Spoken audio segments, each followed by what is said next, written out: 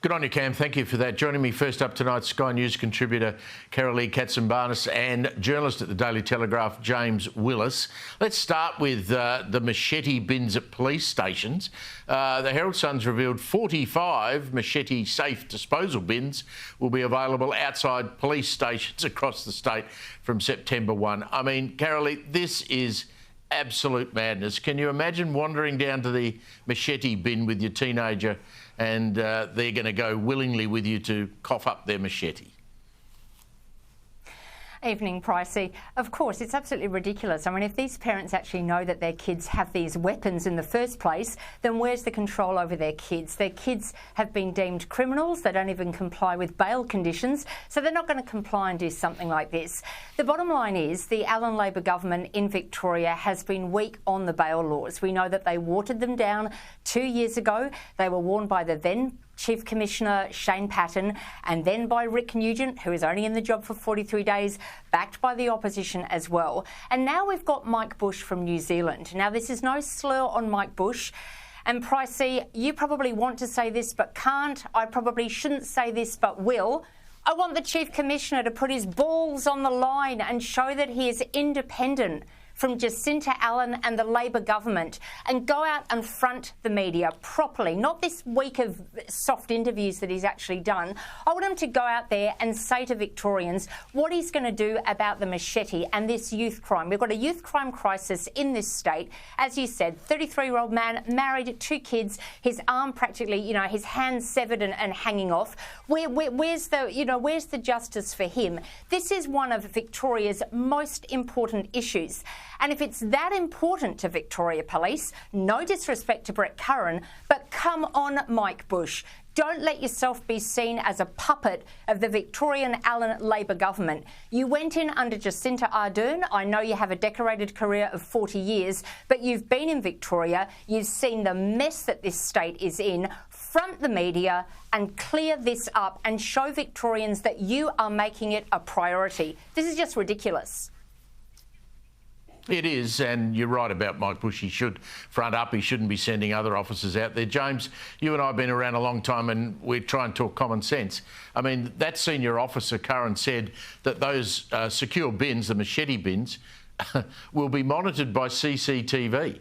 I mean, what kid who's done, 10, 12, 15 home invasions, stolen 14 Mercedes-Benzes, is going to willingly go down there with their face uncovered and shove a machete in a bin? Well, Steve, it's laughable and it doesn't treat the disease. And sure, you can try and get machetes off the streets, but if you still have criminals and young criminal gangs, criminals of all ages that are willing to hurt people, maybe even kill people, but are willing to commit crimes on a daily basis, well, they'll just move on to the next weapon or whatever it may be. So the bins are a complete waste of money. And you're right, the idea of someone just coming over and dropping one of these things in that they might have bought at a retailer 5 or 10 years ago is just laughable. But I think the key point here is it doesn't fix the problem here. And if you still have a crime problem, people will find another way to break the law and just not use a machete next time. And guess what, James? I mean, these kids are largely members of gangs. Now, the gang membership is a strong bonding between these kids to commit crimes. What happens when gang member number 3 finds out that gang member number 1 has gone and forked up his machete into a bin, basically breaking the gang code? I mean, he's going to be watching his back for forever, isn't he? Yeah, but again, the bigger issue here, and this is not just in Victoria, but it's a critical problem in New South Wales, particularly regional New South Wales, and Queensland has had all sorts of issues, is that we are failing to actually tackle and provide appropriate reforms to fix the issue of youth crime. This is a massive problem across the country. It's been driven largely or let down by woke bureaucracies. Victoria is a prime example of that. But weak laws that basically say that, oh, look, someone's got to be cuddled up to, or, look, they've had a tough life, let's give them a 9th or 10th chance. Well, I'm sorry, but when there's a victim of crime, there needs to be consequences. And I think most people that have been in that circumstance, that have had their car stolen, that have been the victim of an assault or something worse, maybe their house burnt down, I don't know, would be demanding action. And unfortunately, our laws haven't been strong enough. If anyone thinks bins handing over machetes is going to fix the problem in Victoria, they're kidding themselves. Absolutely. Karalee, Business New South Wales, they've launched a Fair Work Commission petition calling for changes to the Clerks Award, which would see staff give up penalty rates if they're working from home. That argument's going to go down well with the union movement. It certainly is, isn't it? No, yeah, right. Look, I think it's really important to, make the distinction that this is for people that are on award wages. I do think, though, that if you are working from home and you want to complete your work, so your 38-hour work week, you don't want to work at 3 o'clock in the afternoon because you want to pick up kids, but you're prepared to do your work at 8 o'clock at night to get it done. If you're deciding that, then yeah, that is fair. But if your employer is expecting you to be working after hours when there should be a penalty, maybe after 10 or 11 o'clock at night, then I think that it is within reason that there needs to be some kind of a compromise come on penalty rates. But as we've seen the unions say, they want to ensure that there are no jobs lost to AI, and we just saw what happened with Atlassian, didn't we? We went through an election campaign, James, and obviously work from home is something that affected the Coalition's vote badly. I mean, it was an ill worked out policy and they paid for it. Work from home has now become something that is part of the way we do business. I work from home a lot, and I would not think of claiming penalty rates, but I guess if somebody's told that they've got to they are working from home and they're working 12 hours a day and not 8, it's reasonable to get paid a penalty, isn't it? Well, my views have softened on working from home, Steve, a little bit, and I tend to agree with you. I think one day a week, especially if you're working on a big project where you can stay home and not be distracted and actually punch something out, can be quite effective. But the problem is, and I had someone that runs a small business text me earlier because I was asking about how big a problem this is.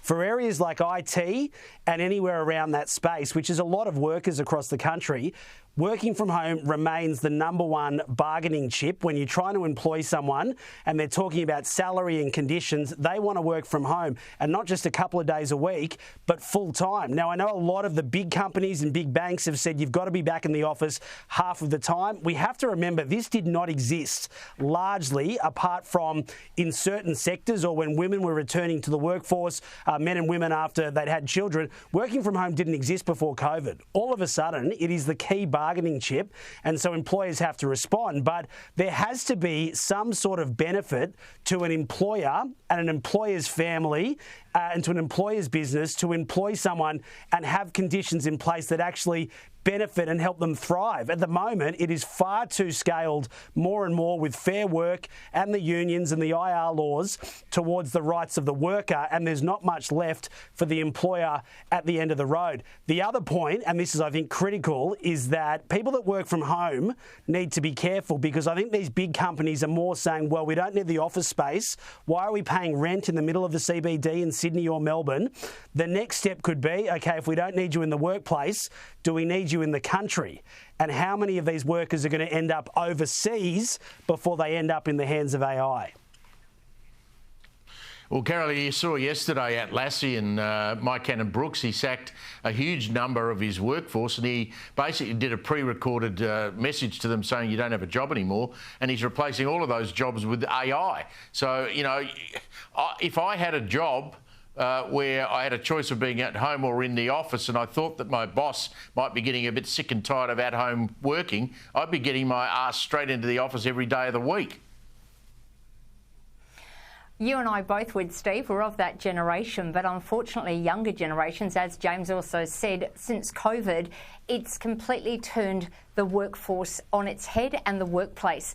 I actually think that going to work, going to the office, it's more of a discipline as well. And you need that intergenerational knowledge. You need that. You need to be able to walk to someone's desk and say, look, I can't do this on the computer, and point to it, or say, listen, this is a better way of doing it. At the moment, we're all in little silos. The people that do work from home, and there's no inter-office connection. You know, that term, the water cooler conversation, that's all done. And we wonder why there's so much mental health illness as well. But that connection that people have to a workplace, and we all know that when you're working at home, you can stay in your pyjamas, you can do a column, you can do whatever you might want to do, but the discipline of actually having to be somewhere, get yourself ready for work, showered, groomed, get in there, face the traffic, yes, but it's that discipline that I think sadly younger generations are actually missing. And as you say, and as James said, it's a huge risk with companies looking around at the space that they're renting for their offices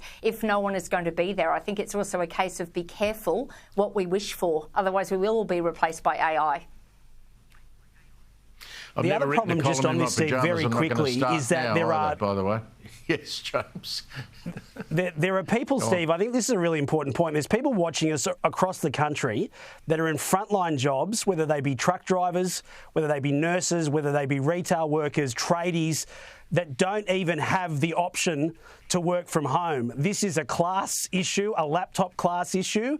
And so, you know, when we have these debates about what people can do in terms of working from home, there's large sections of the workforce that were the engine room of the economy during COVID that had to front up to work that didn't have this option, otherwise they would have been fired. And I think they've got to be considered in this as well. It really is a have versus have not when it comes to these complaints about how much you can work from home, whether you can claim penalty rates and all those sort of things.